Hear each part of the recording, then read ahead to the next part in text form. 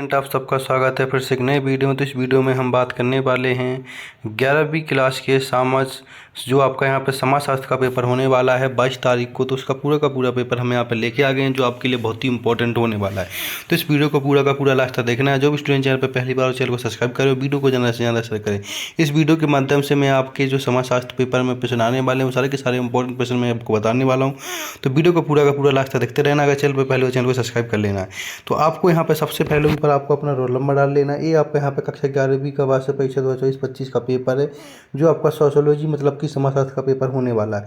इसके अंदर टोटल 23 प्रश्न पूछे जाने वाले, 3 घंटे का आपको समय मिलने वाला और टोटल आपका 80 नंबर का पेपर होने वाला।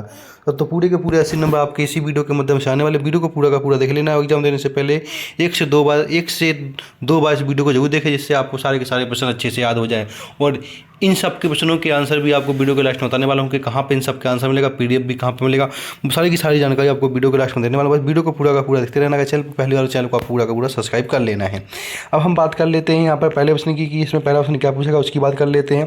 तो यहाँ पे आप देख सकते हैं कि पहला प्रश्न पूछा गया, जिसके अंदर पूछा है कि निम्नलिखित विकल्पों में से सही विकल्प का चयन कीजिए। जो टोटल आपके 6 नंबर के होने वाले हैं और टोटल आपके यहाँ पर 6 प्रश्न पूछे गए।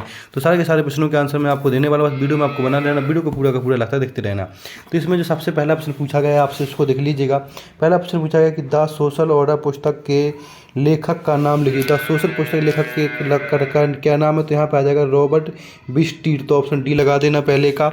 इसके बाद दूसरा पूछा गया है कि निम्नलिखित में से कौन एक सामाजिक समूह की विशेषता है?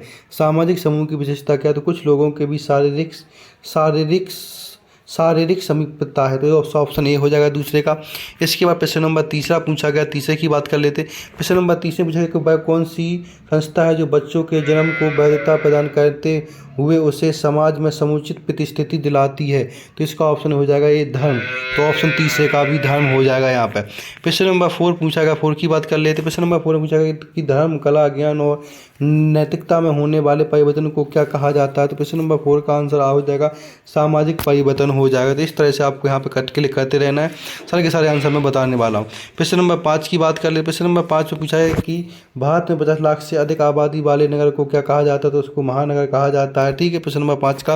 प्रश्न नंबर 6 की बात कर ले। प्रश्न नंबर 6 में पूछा है कि निम्नलिखित में से कौन औपचारिक मानदंड का उदाहरण है? औपचारिक मानदंड का उदाहरण कौन सा है? तो यहाँ पे आ जाएगी आपकी प्रथा। तो इस तरह से आपके पूरे के पूरे सही विकल्प क्वेश्चन हो जाते हैं, इनको आपको अच्छे से यहाँ पे याद कर लेना है। अब हम बात कर लेते हैं प्रश्न नंबर दूसरे की। प्रश्न नंबर दूसरे में क्या पूछा गया, उसकी बात कर लेते हैं।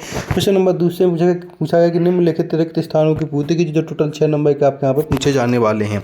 इसमें सबसे पहला ऑप्शन पूछा है कि कार्ल मार्क्स के सबसे प्रमुख बौद्धिक मित्र का नाम क्या था? तो आपको यहाँ पे लिख देना है फ्रेडरिक। क्या लिख देना है? Frederick angels. ठीक है, फ्रेडरिक लिख देना पहले में। दूसरे में देख लेना, कार्ल मार्क्स के अनुसार वर्ग संघर्ष डैश व्यवस्था का अनिवार्य परिणाम किसका है? तो यहाँ पे आपको लिख देना श्रम विभाजन। क्या कर देना है? श्रम विभाजन। इस तरह से पूरा का पूरा आपको लिख देना प्रश्न नंबर दूसरे में। प्रश्न नंबर तीसरे की बात, जिसमें पूछा गया जी.एस. घुरे भारत के डैश विश्वविद्यालय में समाजशास्त्र विभाग के अध्यक्ष रहे। किस में रहे, कहाँ पर रहे? तो आपका यहाँ तीसरे में आ जाएगा बम्बई। तीसरे में आपको यहाँ मुंबई लिख देना। ठीक है, प्रश्न नंबर 4 की बात कर लेते। प्रश्न नंबर 4 में पूछा है कि एक अध्यापक के रूप में डीपी मुखर्जी का सबसे डैश अधिक समय विश्वविद्यालय में व्यतीत हुआ। किसमें हुआ? लखनऊ। तो चौथे में आपको यहाँ पर लखनऊ लिख देना। ठीक है, इस तरह से। इसके बाद प्रश्न नंबर हम नेक्स्ट की बात कर लेते हैं। प्रश्न नंबर 5वें की। प्रश्न नंबर 5 में पूछा है कि A.R. देसाई ने डैश के निर्देशन में PhD की उपाधि प्राप्त की थी। किसके? तो यहाँ पे आपको लिख देना है G.S. घुरे के नेतृत्व में उन्होंने PhD की उपाधि ली थी। प्रश्न नंबर 6 की बात कर लेने से पूछा गया सांस्कृतिक विलंबना का सिद्धांत डैश ने प्रस्तुत किया है। तो यहाँ पे लिख देना आपको आग बने ने। किसने? आग बने ने किया। तो यहाँ पर 6 में आ जाएगा आग बन। इस तरह से आपके रिक्त स्थान पूरे के पूरे होते हैं। अब हम बात कर लेते हैं प्रश्न नंबर तीसरे की। प्रश्न नंबर तीसरे में पूछा है कि निम्नलिखित जोड़ियों को मिलाकर लिखिए। जो टोटल 6 नंबर की आपकी यहाँ पे होने वाली हैं। तो पहली जोड़ी किससे मिलने वाली वो यहाँ पर देख लीजिए। तो पहला पूछा है कि समाजशास्त्र की अध्ययन वस्तु क्या है? तो यहाँ पर आ जाएगी सामाजिक प्रक्रिया। इसके बाद दूसरा पूछा है कि अप्रत्यक्ष सहयोग। तो ये आ जाएगा श्रम विभाजन। तीसरा है सदस्यता समूह या संदर्भ समूह। तो इसका हो जाएगा आपका यहाँ पे मिलट हो जाएगा। इसके बाद माता पुत्र का क्या हो जाएगा, माता पुत्र का आपको यहाँ पे मिला देना है जो आपका यहाँ पे होने वाला है। माता पिता का आपका यहाँ पे कह देना प्राथमिक नातेदारी कह देना है। इसके बाद आत्मा का चेतन सिद्धांत, ये आपको यहाँ पे कर लेना है लंब्रोसो से।